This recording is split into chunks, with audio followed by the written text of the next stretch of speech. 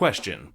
What's your favorite sequel to an iconic film? Are we talking The Godfather Part II, Empire Strikes Back, or maybe even Sam Raimi's Spider-Man 2? The point is, it's kind of rare but not impossible for certain sequels in Hollywood to be even better and even more iconic than their predecessors. And if you ask me, one of the greatest examples of this is James Cameron's Terminator 2: Judgment Day.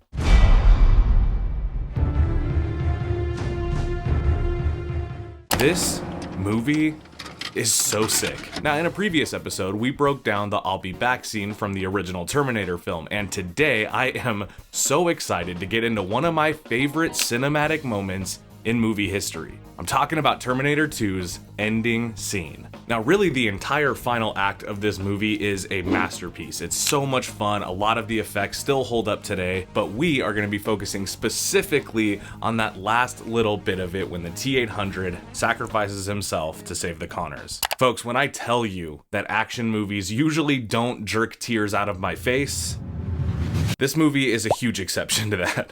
So today we are going to watch the scene together, take a look at some behind the scenes facts, and figure out why this scene is still so iconic. I'm Kier with JoBlo Originals, and you're watching Scene Breakdown.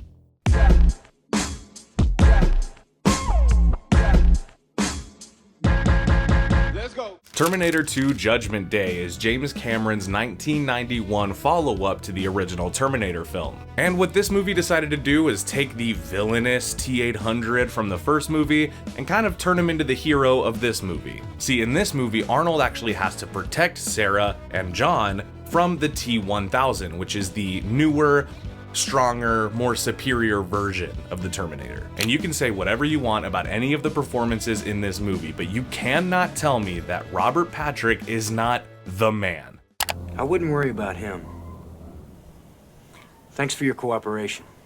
And where the previous film was a little bit more of a horror movie, this movie kind of just goes straight into action, and I really enjoy it for this type of story. So, being that the scene that we're watching is near the end of the movie, let's get into some context. Basically, by this point in the movie, John and Sarah Connor are still on the run from the T-1000, which is getting increasingly closer to terminating them. The T-1000 has already subdued and seemingly defeated Arnold Schwarzenegger, and now he's got his sights fixed on finishing the job.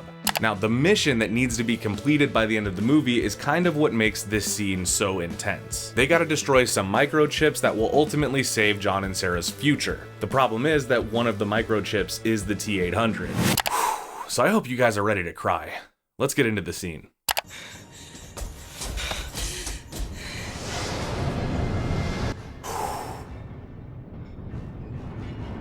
And he's back to save the day. Okay, I gotta pause it here.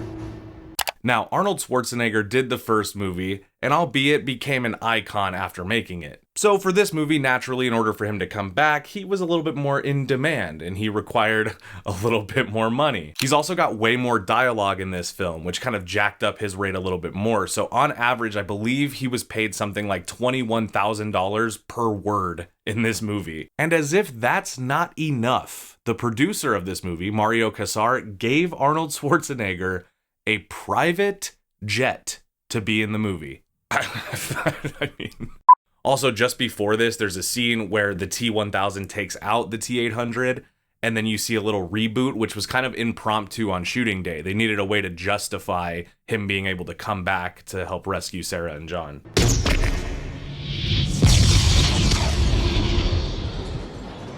I love a grenade launcher, you know? I love a grenade launcher. Look at these effects.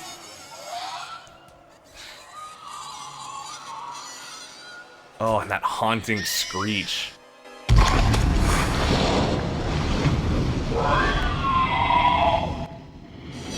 Now for this, I gotta pause it again, imagine that. Now obviously they could not shoot this scene with real molten steel, so actually they had to use like a substitute chemical goo, which ironically, to look like it was melted molten steel, had to be kept extremely cold to keep its form. So I love that. I think it's kind of ironic that the actual vat of molten steel was probably extremely cold.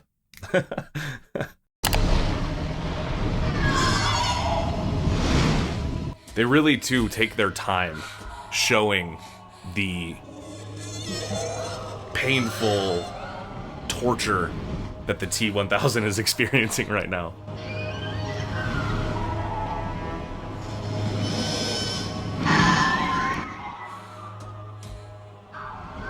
You gotta admit, those effects still look really, really good.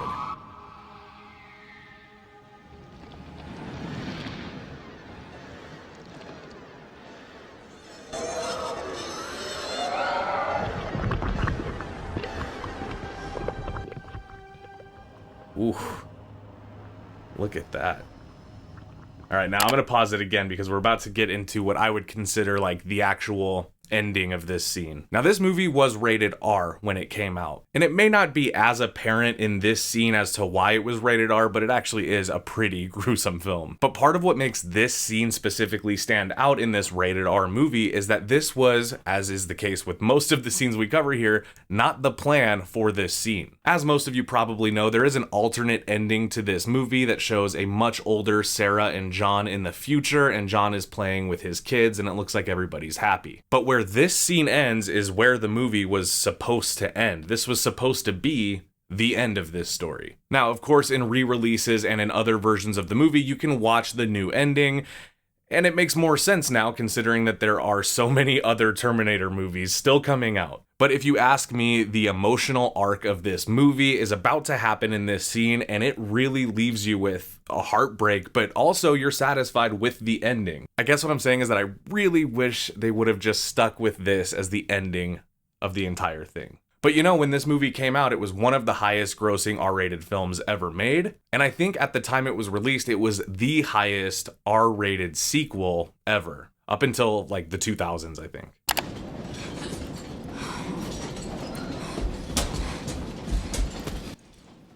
Look at that lighting, that orange and blue. It looks so good. That kind of battle damaged look for Arnold took 5 hours to apply before shooting, and apparently would often like get stuck to his face and was hard to get off. It would leave damage, it would like peel skin. And if you guys didn't know, Industrial Light and Magic did the VFX and special effects on this movie. Industrial Light and Magic always does a great job, but at this point in 1991, or even 1990 when they would have started working on this, Industrial Light and Magic had, I think, a total of 6 employees in their whole company. And then because of the massive undertaking of doing the digital effects for this movie, they ended up increasing their staff to like more than 30, like 36. So they had to hire a bunch more people and multiply the size of their business and really scale up over a short period of time. And I mean, now Industrial Light and Magic is, you know, a juggernaut company. And I think some of this was actually supposed to be in the original film as the ending. But, you know, you get a sequel, you end up making more. Will this melt in there? Yes. Throw it in. Adios. Arnold Schwarzenegger, a robot with an Austrian accent. I love it. How young Edward Furlong was. Okay, so that microchip. It's a very sad thing. It's a very sad thing because this is the moment where the audience starts to realize what needs to happen. You know, they're saying their piece. They're throwing these things into the molten vat, destroying everything. And so this is going to be the moment where we, as the people watching the film, realize, oh, he's going to have to die. It's over. No. There's one more chip.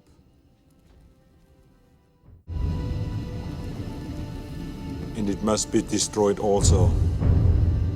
Now, you may be thinking to yourself that the emotional intensity of this scene is getting thrown off by the kind of awkward line delivery by Edward Furlong, and don't worry, there is more of that to come. But a large part of that is because Edward Furlong, when this movie started, was starting to go through puberty, but by the time they finished making the movie, he sounded and looked a little bit older. He had kind of already gone through puberty. So as a result, they had to redub a bunch of his lines, and the line delivery just comes off, I think, a little bit different in tone than, you know, what probably happened on the day on set when they were filming. So, of course, you got that Stan Winston signature all over this design, right?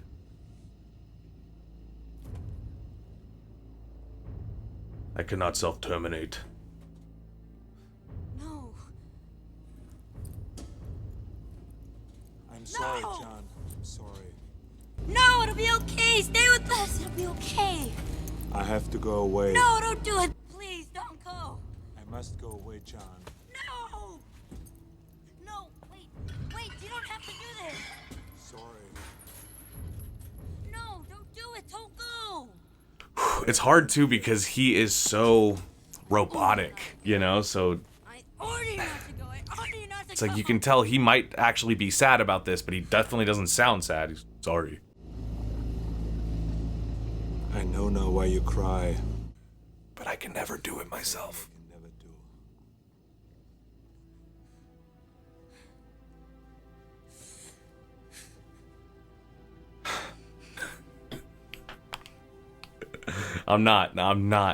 I'm sweating, I'm not crying. Okay.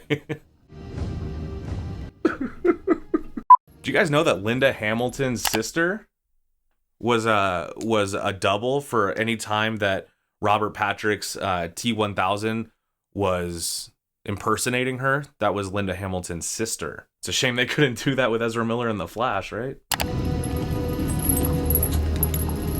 Goodbye. Everything from the score, the looks they're giving each other.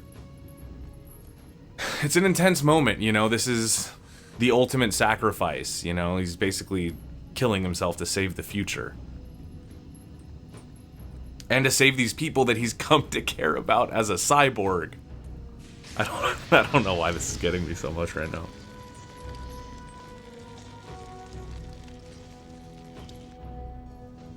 Remember, it's probably freezing in there. Oh, here it comes. Here it comes.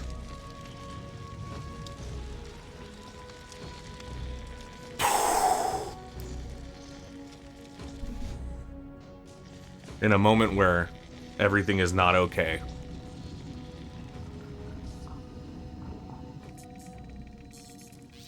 So that scene is powerful. If you've seen the movie, you know exactly what I'm talking about. It felt like the end of something, and it felt like the end of something great, you know? Now, the budget of this movie ballooned pretty big, and this ending sequence was a big part of that. As you can tell, for VFX to look that good, and for there to be that much going on in one singular scene, that gets to be very expensive. By the time they were done filming this movie, the budget had increased over $13 million already, and the studio was getting very nervous. But as is the case when an artist like James Cameron and a studio executive butt heads, Cameron not only got his way, but he made something that made money. He made something that made its money back, and then so much more. He made something that spawned a franchise, love it or hate it, that's still ongoing today. This movie was nominated for an Oscar. And not only was it nominated for the Oscar, it was the only sequel to ever win an Oscar when the original one was never even nominated. That has since changed with, I think, The Bourne Ultimatum and Mad Max Fury Road. Admittedly, two very good sequels. But part of what I think makes this scene stand out and what makes it so iconic is that we got to witness what was supposed to be the end of something, and they stuck the landing